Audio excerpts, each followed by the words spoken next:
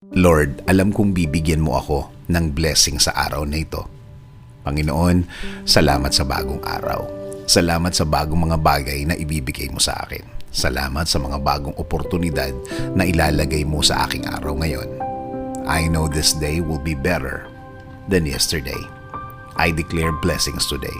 I declare provision. I declare healing today para sa akin at sa aking mahal sa buhay.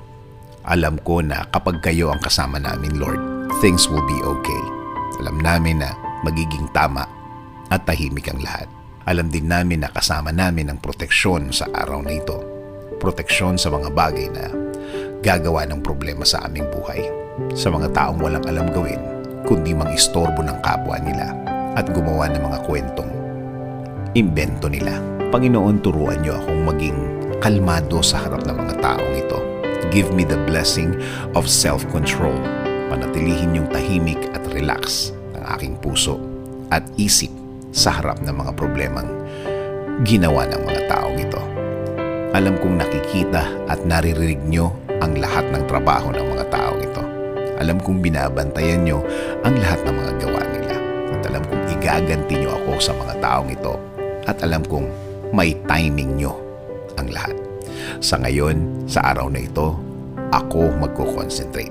Sa araw na ito ako magfo-focus. Alam kong marireceive ko ngayon ang inyong kabutihan. Alam kong aalagaan niyo ako sa araw na ito. At alam kong mararamdaman ko ulit ang inyong blessings ngayon. Kahit na maging mahirap ang araw na ito, sa magandang plano mo ako titingin.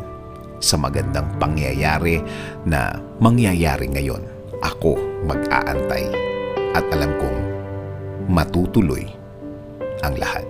Alam ko, Lord, na kahit na ano ang sitwasyon, kahit na ano ang mangyayari, matutuloy ang plano mo sa akin. Kahit na sino pa ang humarang, kahit sino pa ang kumontra, wala silang magagawa, wala silang pagkontrang maipaplano.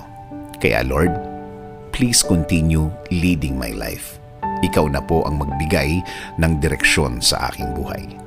Patuloy kong i-offer ang lahat ng parts ng aking buhay. Itinataas ko ang lahat ng aking plano, Lord. Ikaw na ang bahala sa akin at sa aking pamilya. Panginoon, ipinagdadasal ko din ang aking bayan, Lord. Ikaw na din ang mag-alaga at magbigay ng guidance para sa aming bansa. Ikaw na din ang magbigay ng wisdom para sa lahat ng aming leader sa bansa, para sila makapaglingkod ng tama